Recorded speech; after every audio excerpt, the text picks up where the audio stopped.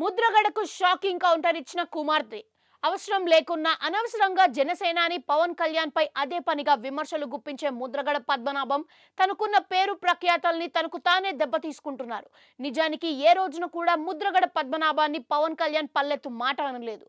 తనను ఎంతలా విమర్శించినా, మరెంతలా తిట్టిపోసినా, చులకన చేసినా, నిందలు వేసినా పెద్దాయన ఏదో కోపంతో అని ఉంటారంటూ సర్దుబాటు మాటలే పవన్ నోటి నుంచి వచ్చాయే కానీ తనను అన్నేసి మాటలు అన్నందుకు ప్రతిగా ఒక్క మాట కూడా పవన్ కళ్యాణ్ నోటి నుంచి వచ్చే ఉంటే పరిస్థితులు మరోలా ఉండేవి. అదే పనిగా పవన్ పై విమర్శనాస్త్రాల్ని సంధించే ముద్రగడ గత ఎన్నికల వేళ పవన్ పై సంచలన వ్యాఖ్యలు చేయటం, ఎన్నికల్లో గెలిస్తే తన పేరు మార్చుకుంటానని సవాలు విసరటం తెలిసిందే.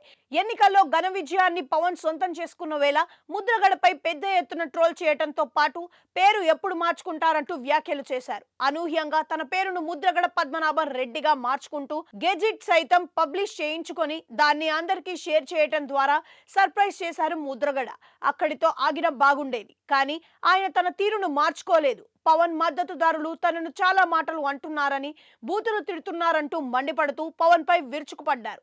ఇలాంటి వేళ ముద్రగడ కుమార్తె తెర మీదకు వచ్చారు. తన తండ్రి ముద్రగడ పద్మనాభం ఇటీవలే తన పేరును ముద్రగడ పద్మనాభ రెడ్డిగా మార్చుకున్నప్పటికీ ఆయన ఆలోచన విధానం మాత్రం మార్చుకోలేదంటూ ఆయన కుమార్తె క్రాంతి మండిపడ్డారు. తాజాగా ఎక్స్ లో ఆమె చేసిన వ్యాఖ్యలు వైరల్ గా మారాయి.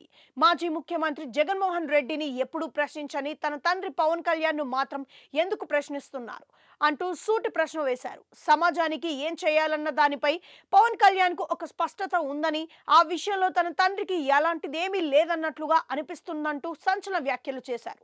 తన తండ్రి తన శేష జీవితాన్ని ఇంటికే పరిమితం చేసి విశ్రాంతి తీసుకోవాలని తాను సలహా ఇస్తున్నట్లుగా ముద్రగడ పద్మనాభం కుమార్తె పేర్కొన్నారు.